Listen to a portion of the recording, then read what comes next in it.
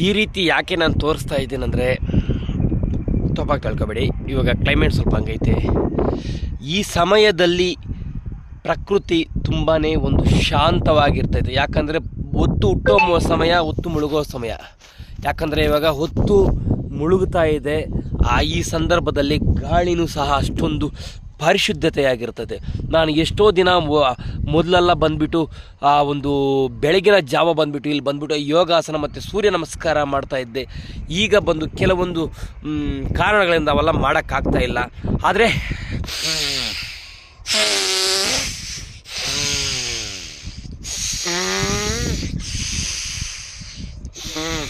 ಈ ರೀತಿ ನಮ್ಮ ಒಂದು ನಾವು ಆಕ್ಸಿಜನ್ ತಗೊಳ್ಳೋದು ಬಿಡೋದ್ರಲ್ಲಿ ತುಂಬಾ ಪವರ್ಫುಲ್ ಇರ್ತದೆ. ಯಾಕಂದರೆ ಈಗ ಬಂದುಬಿಟ್ಟು ಒಂದು ನಿಸರ್ಗವಾದ ಸಮಯ. ಅಷ್ಟೇ ಹೇಳ್ದಿರ ಅಷ್ಟೊಂದು ಶುದ್ಧವಾದ ಒಂದು ಗಾಳಿಯನ್ನು ಸಹ ನಾವು ಹೇಳ್ಕೊಳ್ಬೋದು ಮತ್ತು ಬಿಡ್ಬೋದು, ಹೇಳ್ಕೊಳ್ಬೋದು ಮತ್ತು ಬಿಡ್ಬೋದು. ಸೂರ್ಯನಾಡಿ ಮತ್ತು ಚಂದ್ರನಾಡಿಗಳಲ್ಲಿ ನಾವು ಈ ರೀತಿ ನಾವು ಶ್ವಾಸ ತಗೊಳ್ಳೋದರಿಂದ ನಮಗೆ ಎಷ್ಟೊಂದು ಬೆನಿಫಿಟ್ಸ್ ಐತೆ ಅಂದರೆ ಅಷ್ಟೊಂದು ಬೆನಿಫಿಟ್ಸ್ ಐತೆ ನೋಡಿ.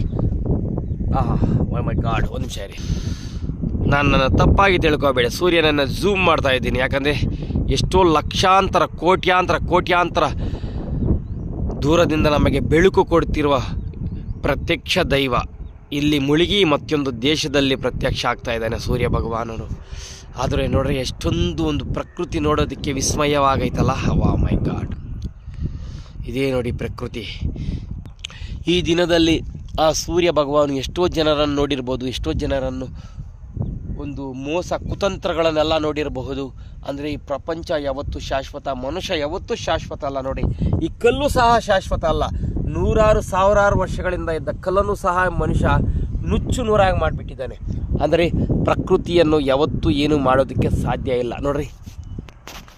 ಎಲ್ಲೋ ಕಣ್ಮರೆಯಾಗುತ್ತಿರುವ ಸೂರ್ಯನು ಮತ್ತೊಂದು ದೇಶದಲ್ಲಿ ಜನನ ಆಗುತ್ತಿದ್ದಾನೆ. ಎಷ್ಟೊಂದು ಇದೆಲ್ಲ ನೋಡ್ರಿ. ಆಗಿನ ಕಾಲದಲ್ಲಿ ಹಿಂಗಿದ್ದಿದ್ದು ಈ ಪ್ರಪಂಚ ಹೆಂಗೈತೆ ನೋಡ್ರಿ. ಇದೆಲ್ಲ ವೈಟ್ ಆ್ಯಂಡ್ ಬ್ಲ್ಯಾಕ್ ಕಾಲ. ಹಿಂಗೇ ಇರಬಾರ್ದಾಗಿತ್ತ ಈ ಪ್ರಪಂಚ ಅನ್ಸೋದು ನನಗೆ. ಹಿಂಗೆ ಇದ್ದಿದ್ರೆ ಕೂಡ ಇನ್ನೂ ತುಂಬ ಚೆನ್ನಾಗಿರ್ತಾಯಿತ್ತು ಅನ್ಸೋದು. ಯಾಕಂದರೆ ಟೆಕ್ನಾಲಜಿ ಬೆಳೀತಾ ಮೋಸ ಕುತಂತ್ರ ದರೋಡೆಗಳು ಎಲ್ಲ ಹೆಚ್ಚಾದವು. ಮೊದಲೊಂದು ಕಾಲದಲ್ಲಿ ಯಾವುದೇ ಒಬ್ಬನು ಯಾರನ್ನು ಮೋಸ ಮಾಡ್ತಾ ಇಲ್ಲ, ಯಾರನ್ನು ಯಾಮಾರಿಸ್ತಾ ಇರಲಿಲ್ಲ. ಇವಾಗ ಎಲ್ಲವೂ ಮೋಸವಾಯಿತು.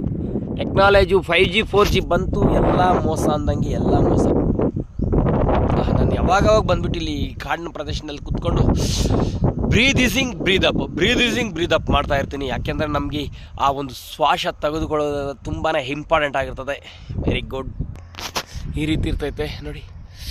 ಈ ರೀತಿಯಲ್ಲಿ ನಾವು ಈ ಒಂದು ಸೂರ್ಯನ ಕಿರಣಗಳು ನಮ್ಮ ಮೇಲೆ ಬೀಳೋದ್ರಿಂದ ಕ್ರಾಂತಿನೂ ನಮ್ಮಲ್ಲಿ ಹೆಚ್ಚಾಗುತ್ತೈತೆ. ಎಸ್, ನಿಜ.